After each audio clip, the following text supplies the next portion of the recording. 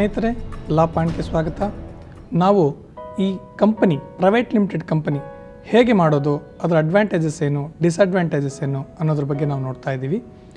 ನಿನ್ನೆ ನಾವು ಆ ಒಂದು ಕಂಪನಿ ಯುನಿಕ್ ನೇಮ್ ಇರುತ್ತೆ, ಅದನ್ನು ಹೇಗೆ ಪಡೆಯೋದು ಅನ್ನೋದನ್ನು ನೋಡಿದ್ವಿ. ಈ ದಿನ ಹೇಗೆ ಅದನ್ನು ರಿಜಿಸ್ಟರ್ ಮಾಡೋದು ಅನ್ನೋದ್ರ ಬಗ್ಗೆ ನೋಡೋಣ. ಒನ್ಸ್ ನಿಮಗೆ ನೇಮ್ ಅಲಾಟ್ ಆಯಿತು ಅಂತ ಹೇಳಿದ್ರೆ ಅದಕ್ಕೆ ಟೈಮು 6 ತಿಂಗಳ ಕಾಲ ಅದಕ್ಕೆ ಇರುತ್ತೆ.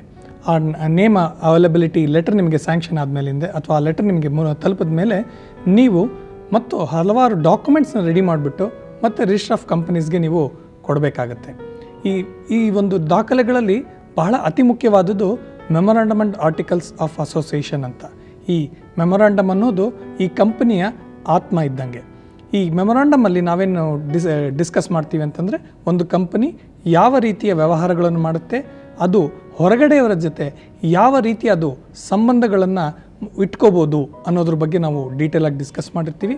ಇನ್ನು ಆರ್ಟಿಕಲ್ಸ್ ಆಫ್ ಅಸೋಸಿಯೇಷನ್ ಅಂದರೆ ಈ ಕಂಪನಿಯ ಒಳ ವ್ಯವಹಾರ, ಅಂದರೆ ಯಾರು ಮೆಂಬರ್ಸ್ ಆಗ್ತಾರೆ, ಯಾರು ಡೈರೆಕ್ಟರ್ಸ್ ಆಗ್ತಾರೆ, ಅವರು ಎಷ್ಟು ಶೇರ್ಸ್ ಇರಬೇಕು, ಒಂದು ಶೇರಿನ ಮುಖಬೆಲೆ ಏನು, ಯಾವ ರೀತಿ ಡಿವಿಡೆಂಡ್ ಕೊಡಬೇಕು, ಯಾವಾಗ ಡಿವಿಡೆಂಡ್ ಕೊಡಬೇಕು, ಈ ರೀತಿಯ ಆ ಕಂಪನಿ ಒಳಗಿರುವ ವ್ಯವಹಾರಗಳ ಬಗ್ಗೆ ನಾವು ಡೀಟೇಲಾಗಿ ಡಿಸ್ಕಸ್ ಮಾಡಿರ್ತೀವಿ.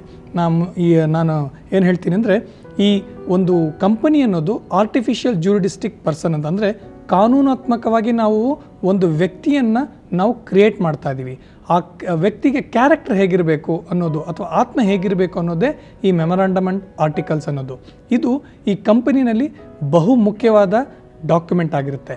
ಈ ಒಂದು ಡಾಕ್ಯುಮೆಂಟ್ನ ಮಾಡಿಕೊಂಡು ಆಮೇಲೆ ಯಾರ್ಯಾರು ಮೆಂಬರ್ಸ್ ಇದ್ದಾರೆ, ಯಾರು ಡೈರೆಕ್ಟರ್ಸ್ ಆಗ್ತಾರೆ, ಅವರ ಇನ್ನಿತರ ಇನ್ಫಾರ್ಮೇಷನ್ ಜೊತೆ ನಾವು ಆ ಸೆಟ್ ಆಫ್ ಡಾಕ್ಯುಮೆಂಟ್ಸ್ನ ರಿಜಿಸ್ಟರ್ ಆಫ್ ಕಂಪನೀಸ್ಗೆ ನಾವು ಸಬ್ಮಿಟ್ ಮಾಡಿದಾಗ ಅವರಿಗೆ 30 ದಿನಗಳ ಕಾಲಾವಕಾಶ ಇರುತ್ತೆ.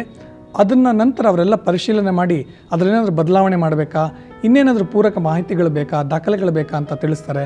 ಎಲ್ಲ ಸರಿಯಾಗಿದ್ದರೆ ನಮಗೆ ಸರ್ಟಿಫಿಕೇಟ್ ಆಫ್ ಇನ್ಕಾರ್ಪೊರೇಷನ್ ಅಂತ ಒಂದು ನೋಂದಣಿ ಪ್ರಮಾಣ ಪತ್ರವನ್ನು ನಮಗೆ ಇಶ್ಯೂ ಮಾಡ್ತಾರೆ.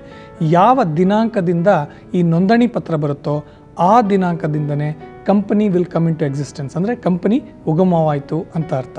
ಆ ಒಂದು ಕಂಪನಿ ಬಂತು ಅಂದರೆ ನಾವು ಕಾನೂನಾತ್ಮಕವಾಗಿ ಒಂದು ವ್ಯಕ್ತಿಯನ್ನು ಕ್ರಿಯೇಟ್ ಮಾಡಿದ್ದೀವಿ ಅಂತಲೇ ಅರ್ಥ. ಈ ಕಂಪನಿ ಅನ್ನೋದು ಬಹಳಷ್ಟು ಅಡ್ವಾಂಟೇಜಸ್ ಇದೆ, ಬಹಳಷ್ಟು ಬೆನಿಫಿಟ್ಸ್ ಇದೆ.